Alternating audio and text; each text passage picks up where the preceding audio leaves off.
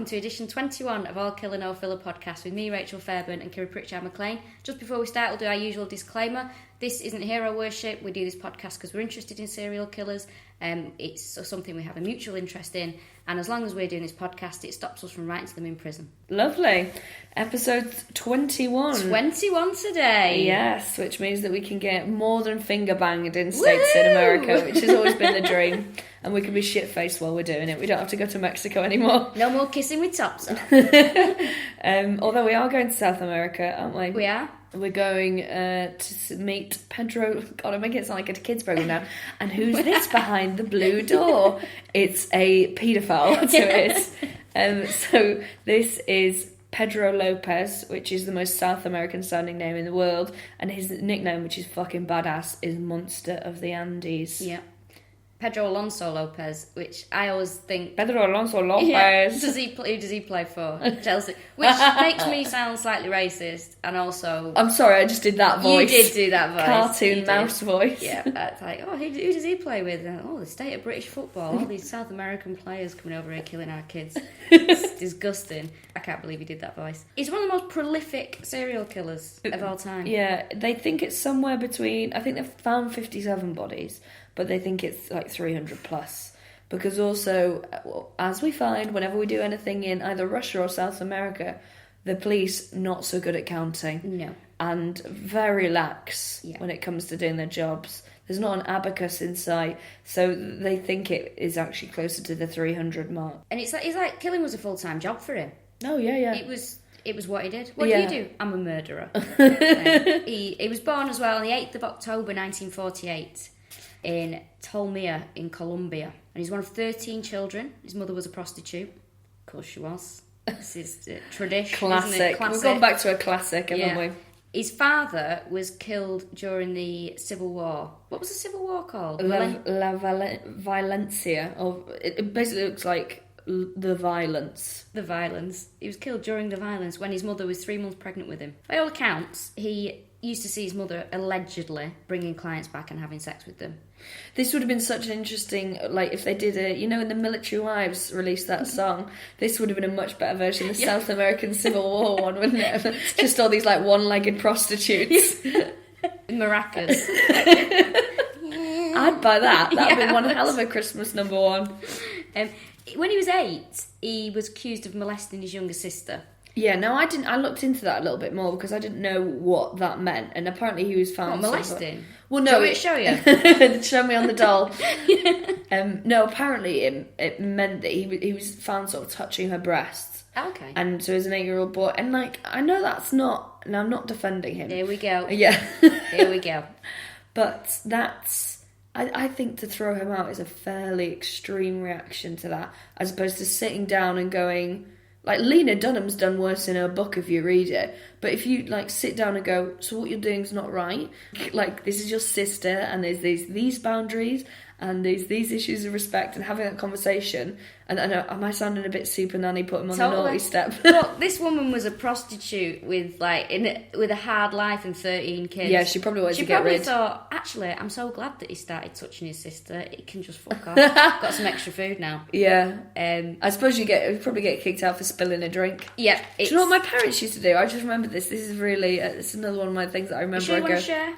Yeah, well, when one of us would accidentally knock over a drink at dinner time, 3 noisy, rambunctious kids, you get like a child's beaker, like a baby has, and you then put your drink in it, and you'd have to drink from a baby's cup in front of your siblings, which is like, that's some real sort of Gestapo type mental games, isn't it? But it's the kind of like mental game that she might have enjoyed slightly. That's where it's get the beaker out. That was for her, not us, wasn't it? So one of 13 kicked out at 8, and then he was just sort of feral. It's really sad. He used to sleep in market stalls and alleyways, and at the time that he was kicked out, crime was 50 times higher than any other country. Thomas Cook was still flying there. Totally. But it was like a really dangerous, violent, rough time. A kindly person, seemingly kindly person, sort of took him in, didn't they? Yeah, he was living among sort of street gangs that were all kids, because this was happening a lot. Children just being thrown onto the streets because nobody had any money. They were called... Like a very tanned Oliver. Yes. Yeah, Oliver. Gamines, the street gangs were called, and they used to just smoke drugs all day, smoking crack, because this is, Colombia. What happened was he was taken in by a gentleman, I won't say that, a man approached him as he was living on the streets, and he said, "Oh, would you like a hot meal and a bed for the evening?" And he was like, "Yeah, totally." So he said he went with this man, and what happened was he ended up being sexually assaulted in an abandoned building. Oh, God, that's so grim. Which, I'll be honest with you, it sounds like a lot of dates that I've been on. If you replaced rapes with consensual, that would have...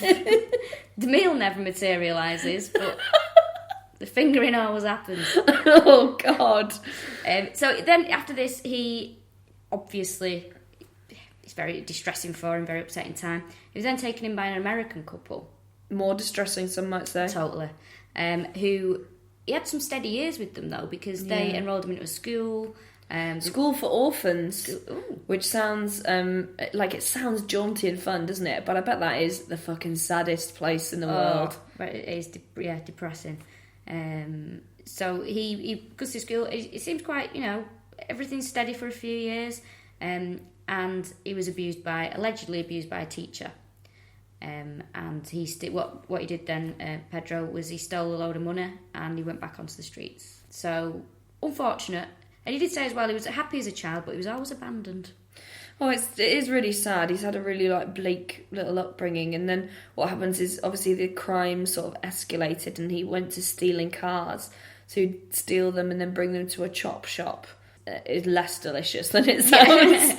It's just, where they cut and shut. My dad would call it, where they cut the cars in half and then sew them together. Apparently. Sew them together. Right, okay. But he got caught for that and got 7 years in prison. And he's in prison. He's going to be getting, he's got clothes, he's got shelter, he's got warm food. So everything's going to be all right. He's going to have a real good think about what he's done. No, he immediately gets raped horribly by a gang in prison. Yeah, and he kills them.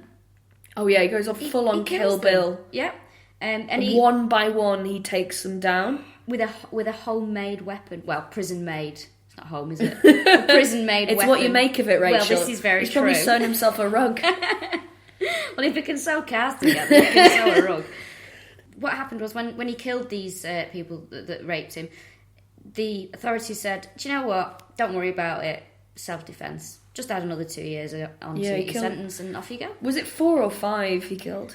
I think it was 4. Yeah, he killed 4 guys and they just added another 2 years because they claimed it was self-defense. And by this point, he's still only 23.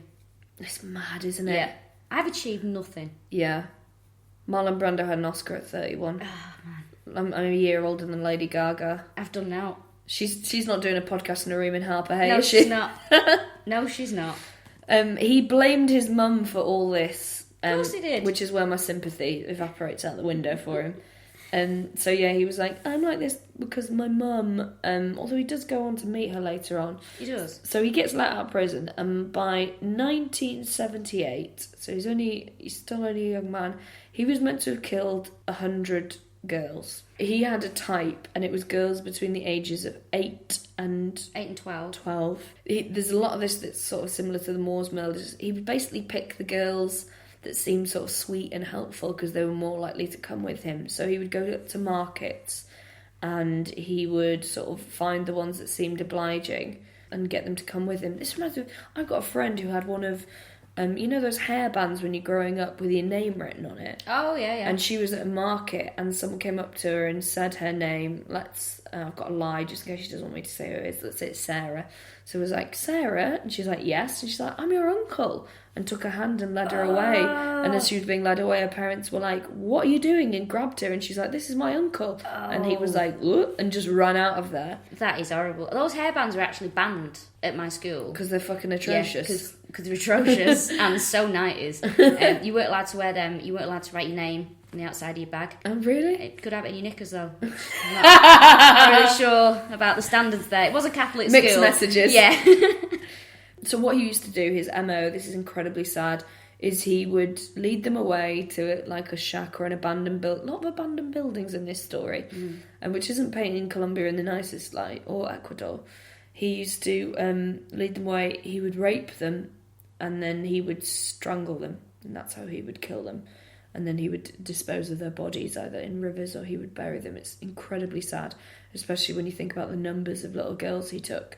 He said that, this is a quote, "I like the girls in Ecuador. They're more gentle and trusting, more innocent. They're not suspicious of strangers as Colombian girls." So he would go for like the nice kind of like trusting girl, which is such a horrible, horrible thing. It's horrible, and these are like really poor kids as well. Like these are kids that are like 8, 9, 10, 11, and they've got jobs. They've got to go out and sell newspapers because their families are so poor. And he just rocks up with his fucking sob story, and they just go with him. And the way that they died, and the fact that he spent so long with them before he killed them, is just absolutely depressing. He said he would like cuddle them until it got light, and then he'd start having sex with them because he wanted to like kill them as it got light. It just loads of, I mean, he's clearly not sane, is he? But loads of just horrible, fucked up, drawn out stuff. There's poor girls. And the police, because so many girls were going missing. At his peak, that it was about 1 every 2 days that he was taking, which is incredible amounts. And they kept going to the police, and the police, because it was mainly poor kids that had been taken, didn't give a fucking shit. And there was like, no, what's happened here is that the girls are running away from home after they've got bad exam results. Which is like, if you're a kid selling newspapers in a fish market, you're not going to be like, I really hope my SATs are okay. Exactly. You probably hadn't even set foot in a school, if we're honest. So there was that. And the other thing was because these were poor children going missing, poor girls, and also Indigenous people, the police weren't really asked. No. He started bothering the Indian tribes, didn't he, in Peru as well? Yeah. It was the Ayachucos Indians, wasn't it? He got caught. Yeah, he did. And they exacted some pretty sweet revenge on him. Because he got caught in northern Peru, and they beat him, stripped him, tortured him, and they were all ready to bury him alive. And an American missionary came along, was like, "Hello, I'm going to stick my nose into things that got nothing." Hey, you simple folk. And they said, "Let me take him to the police." So they chucked him in the back of the car, all tied up, and she got to the border and just let him go. Because she was like, "Oh, I'll promise that I'll take him somewhere," and basically was like, "Yeah, no, I promise I'll get him deported," but just dropped him off and he went to Ecuador. And when he got there, he killed 110 girls in 3 weeks. Which is absolutely mad. I can't... How did he find the time? I suppose if you get up early enough, there's that whole thing that if you have 4 hours sleep like Thatcher, that'll make you irrational enough to kill a swathe of small girls, won't it? I mean, I'm struggling fitting in Sunday dinner this afternoon. I've got too much to do. I ain't got time to be going out killing. They did think for a while that it was, this is hilarious, the authorities were like, there's nothing to worry about, it's just slavery or prostitution. Yeah. Oh, well, we'll let that slide then, absolutely. So they thought 8-year-old girls were being used as slaves or prostitutes, so it was no big thing to investigate. Yeah. So by this point, there was missing girls in 3 countries. Have you noticed that when it's something like little girls or prostitutes, always a sizable amount have to die? If a serial killer came along and was like executing policemen or celebrities or people in Corrie, notice that they're different things, celebrities and people in Corrie. But imagine that serial killer comes along and is like, I'm going to execute policemen. I think he'd maybe get 2 under his belt, and it would be a he. He'd get 2 under his belt and he'd get caught. But when it's prostitutes, they're like, no, sorry, leave them to it. We'll just, we'll get on with the filing. If anyone who's not a prostitute it's the staff do next week, and we've got no more time left for overtime. Yeah. Sorry about that. Because that's what they think, that there's a serial killer in Manchester at the moment that's they're pushing people into canals. The pusher, they're known as. And there is like little rumours that because it's gay guys, they don't give a shit. Yeah, and in a way, I mean, obviously I wouldn't want this to be a serial killer active, because that would Why are you smiling and wearing a t-shirt saying, I heart the pusher then? I actually think that it would be, I'd kind of love it to be true, just so the police look ridiculous, because they are so arrogant. There's so many young men falling into the canal. There is an issue, regardless of something's if it's wrong. A murderer or not. Yeah. It might be a case of you need better railings or better lighting. There's something going wrong, but nobody's prepared to talk about it. Is it like, how many people have fallen in? Is it like 100? No, I thought it was like 60 or 80 60, it's a lot. Yeah. in the space of, is it 2-3 years? Yeah, considering the fuss that got made at one dead person in Barrymore's pool, Yeah. you'd think that... Maybe he's the pusher. He's not got a lot else on these days, has he? Do you know what? Get lucky. So if you're not following this, there's this rumour about a serial killer in Manchester called the Pusher who's pushing young gay guys into I think it was like 61 bodies have been found in the last few years in the canals. I seem to know more about statistics than you do, because I'm like, what is it, 100 now? As I incriminate myself. Yeah, what are all these paper cutouts on the wall, Rachel? Never you mind. My friend has a theory, so he knows a gay guy. He was telling me, he was like, I know an older gay guy who has basically been sort of seduced down to the canal side by a young chavvy guy. And I'm suddenly aware that we have loads of international listeners. Chav is a horrible word for people who wear tracksuits. Basically a young guy like that, and then has gone, because the guy's like, I'll give you a nosh down there. So sort of seduces... Nosh is when a gentleman or lady takes another person, well, a member into your mouth and orally brings it off. There you go. That's a nosh. We're like Urban Dictionary, aren't we? It's also food. Don't get the two mixed up. Yeah, if someone asks if you want to go for nosh, say yes. Yeah. Always say yes. Both are good. So take him down to the canal side, and then basically when the guy goes to get his dick out, he grabs his like wallet and watch and pushes him in the canal. And he was saying that a lot of these older guys, the shock of the cold and the fact they're a bit pissed they can't get out, and he's like, he said that's happened to my mate 3 times. And I was like, well, fool me once, shame on you. Fool me. How many times are you going to follow a guy down? Like, how badly do you want to get your dick sucked that you're willing to get mugged 3 times? I find it really funny that, what if it was the same guy with the same guy? He's just got those, like, Groucho Marx glasses on and a moustache. You're like, don't I know you? No, you've never seen me before. I'm new to these parts. Now get it out. Oh, God. Poor fella. Obviously, we're not laughing at this happening to people. Well, No. We are. Sorry. We're laughing at people who are so desperate to get their dick sucked they're willing to get mugged on a regular basis. At the side of a canal in the freezing cold. That's the most northern, like, romance scene, isn't it? That's so, like, Sheila Delaney kitchen romance. Getting a nosh under a bridge by a canal. Like I said, it's so similar to this Moors murders. They used to hang around markets, wait for the helpful sweet kids to come along and then take them away. Yep. So they were sure, so the locals who worked on the market were sure that there was someone who was taking these little girls. And what happened once is this little girl, so what was the woman's name? She was Carvina Poveda. That's her, yeah. And her daughter Maria. Pedro Lopez he had obsession with her daughter and was always like, come here, and trying to catch her eye and trying to talk to her and give her trinkets. Because what he would do is, again, this is so sad, he'd give the little girl a bracelet and he'd be like, oh, are you the little girl that helps your mum? And they'd be like, yeah. And he'd be like, oh, I've got a bracelet that your mum would love. Should we go and get it? And then we can come back and give it to her. And they'd be like, I'd love to give my mum a present. And they'd go with her, which is so sad, which is... I mean, it's heartening for me because I don't have the best relationship with my mother, so that's probably why I've made it to 29. Thank God. I'm just thinking, I've just thought the most depressing thing I've ever thought. That would just have been one bracelet. Yeah, he's not even... There's no overheads, is yeah, there? That's what I'm thinking. That's just... He invested in one bracelet. Do you want this bracelet for your mum? Oh, yeah, right then. Oh, that's so depressing. What is wrong with me? So yeah, there was this suspicion that there was a serial killer... Well, that someone was taking these little girls. Yeah. And then in 1980 there was a flash flood, wasn't there? Yeah. And the flood revealed 4 bodies of little girls in some of the... It was in the mud at the side of the thing. Yeah. In like a ditch. So these are 4 kids that have just been found together. Yeah. Still... The police are like, I think it might have been SATs. Yeah. I think it might have been GCSEs. I can't be sure. Yeah, nothing was done yet again. And people were saying there's something wrong, that all these girls missing, police not really interested, until a rich kid goes missing. No way. You heard me right. Are you saying that the police only paid attention when someone rich went missing? That's correct. Gosh, that's so uncharacteristic of them, isn't it? In South America, at the time, the police, really rich people only had access to the police. It was like, it wasn't for everyone.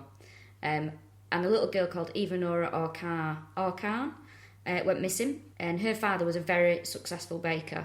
Mr. Greg. Delicious sausage rolls. She went missing. 22 days later, she was found. And this was the problem, that they only took it seriously when it was... Yeah. Yet again. They would... Basically, a rich little girl went missing, and they went to the police, and they were like, you need to find this little girl. And they were like, now you mention it, 300 girls have gone missing around here. Yeah. I think there might be a pattern. Yes. And then this flash flood happened, all these bodies turned up, and it just got to the point where they couldn't ignore it anymore. Like, because also, this is at a time when, like, maybe 10 years before, crime was 50 times higher than anywhere else in the world. What are they doing? Coke. That's what they're doing, mate. Well, surely they get shit done then. Maybe they're just so busy saying what a good job they have done. Yeah, you're doing a great job, man. Such a great job, yeah. You're doing a good job too. I just feel like I've just spat my face. I'm so sorry. I'm so glad you can't see that on the podcast. They're so busy saying they've done a good job that they're too busy to do a good job.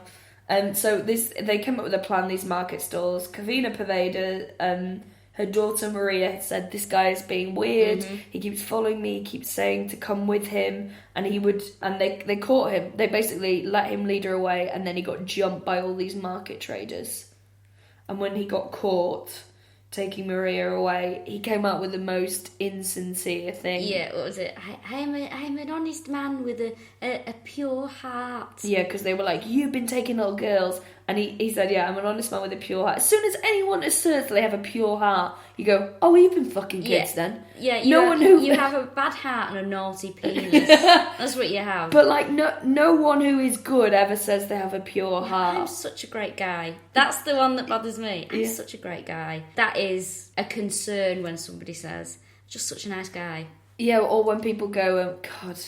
Sometimes it's hard being one of the good guys. I'm like, do tell me how you would know, having just said that. Is it just me, or have nice guys finished last? I don't know, you'll have to watch someone else, you creepy shit. Ugh.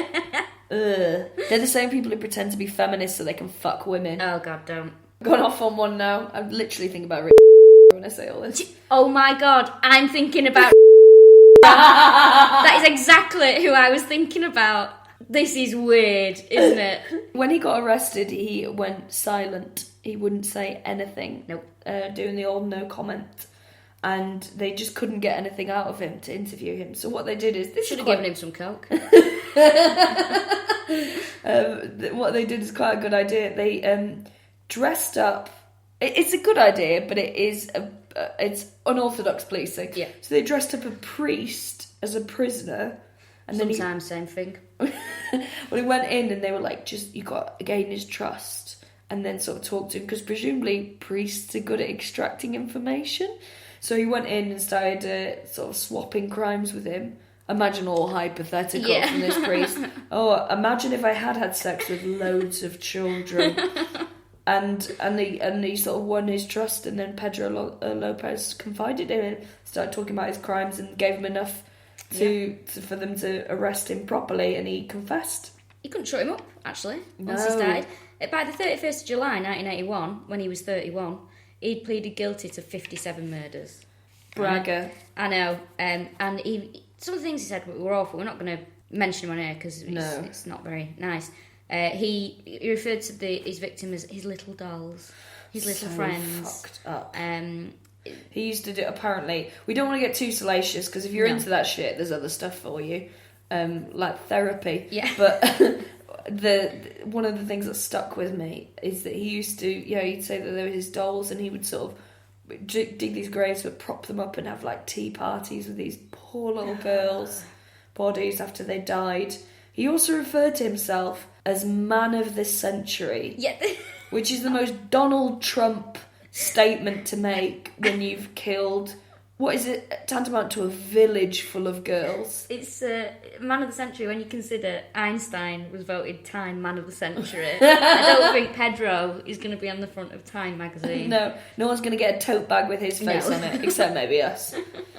He did say, I spent many days following English and Scottish families and their beautiful blonde daughters, but I never got the chance to take some.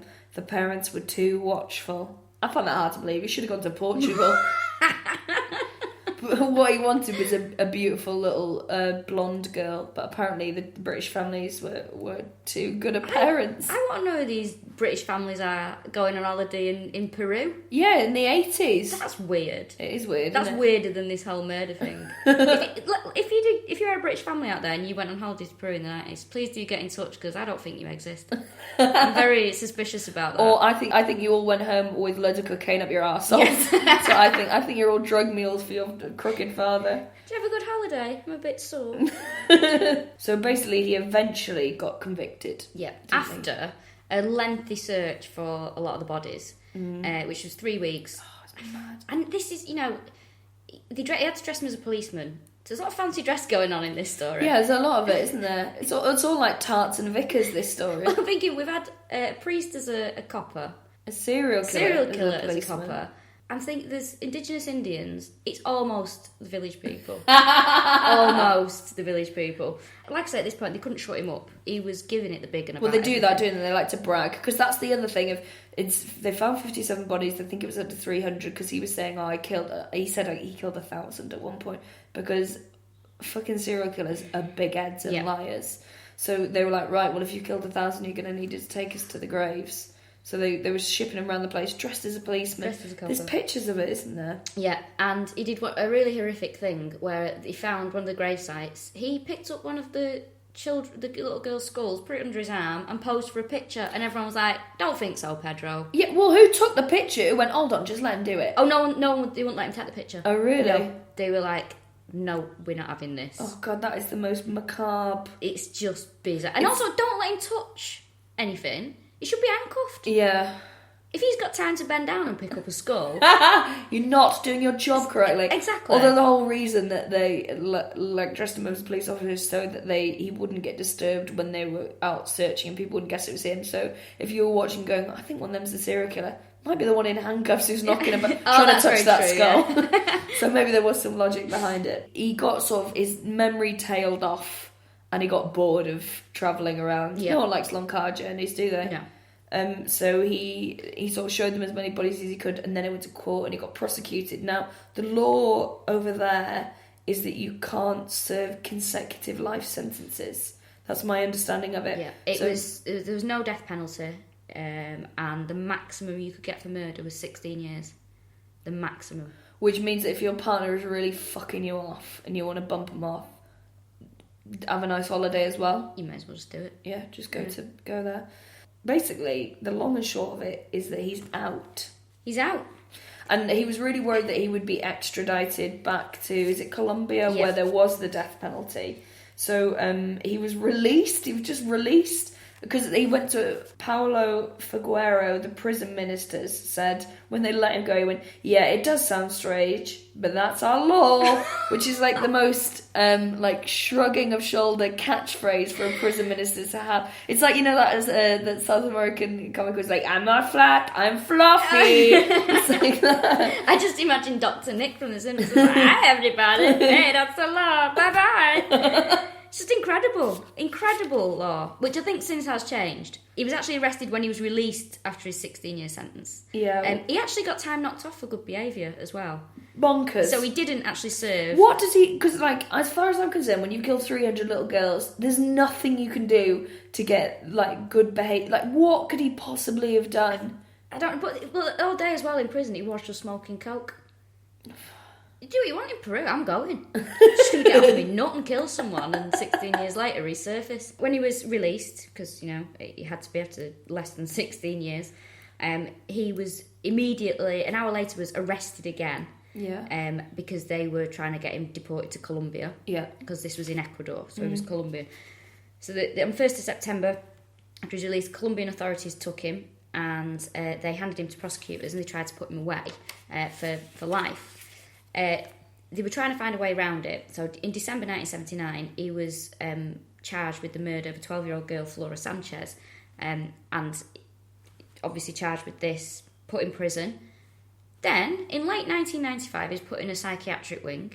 Yeah, they were like, oh, he's mental. Yeah. But then in 1998, he was declared sane. And released. So on $50 bail. Oh my God.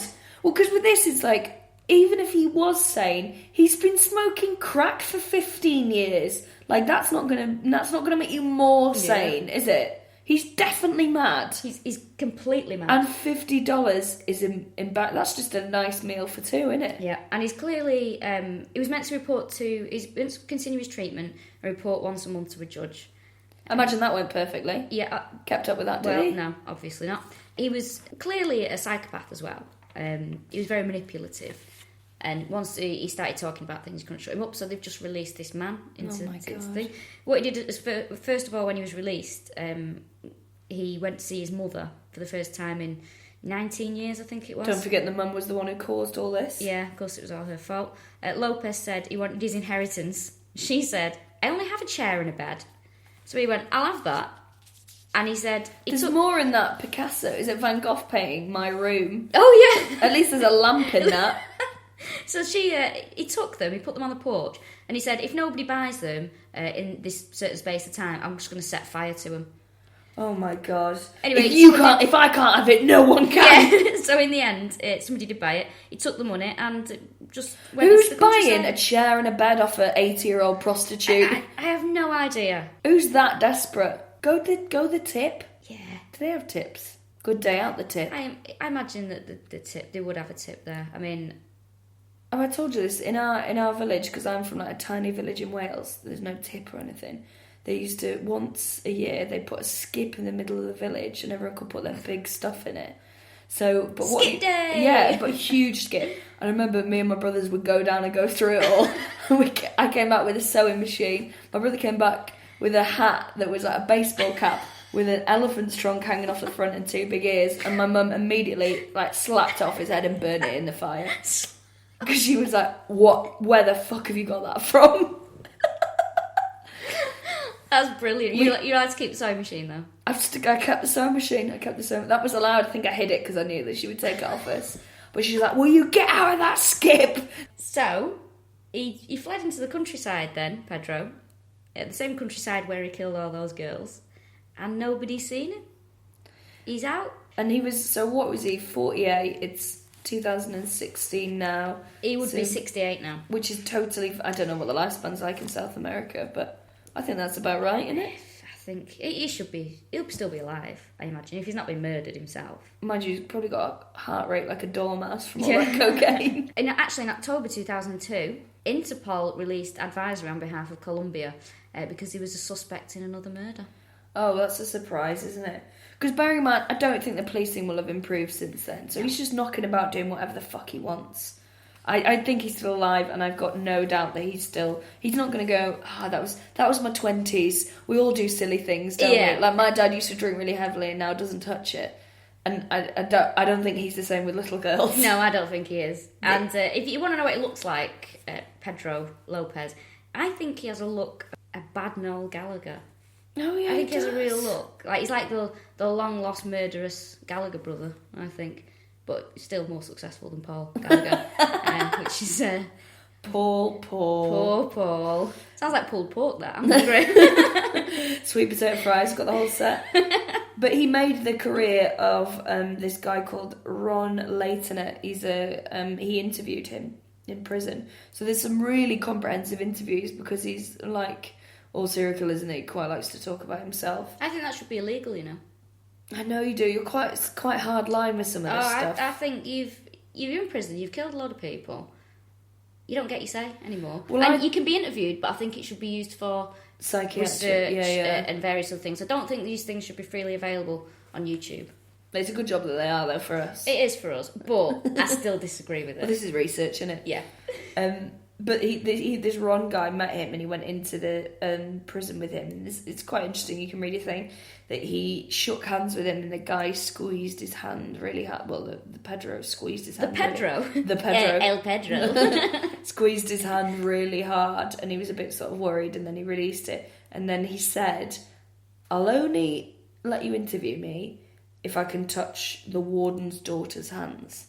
Who was there, which is a very weird bring a kid to work day. How old was this woman? Well, one of the things is that he touched her hands from apparently from wrist to fingertip, and then he was like, okay, I'll talk now. And they were like, that's weird. Did you want to do anything to her? And he's like, no, she's too old. Because she was like in her 20s. He's like, just want to touch a woman's hands. Why is she hanging around in a... Why are they letting him do that? That should have been a case of, no, actually, Pedro, you don't get to call the shots, you don't get your interview. It'd have been like, oh, come back. Exactly. It's not like... If that happened in any other situation where you would, like, would you walk in and be like, I'll only let you do the interview if I can be real creepy and touch that girl's hands, you go, we're not doing the interview. You don't go, we have come all this way. Is it weird that I kind of imagine that Simon Cowell would request something like that for an interview? He would request the warden's daughter's hands in a box severed to take home with him. And people would probably do it. And then he'd just throw it in the bin anyway. Yeah. He'd stub his cigarettes out on them once he'd finished. So, yeah, and apparently in his cell he had loads of clippings from the trial. Don't let them have clippings. Because clippings means that he's got scissors for a start.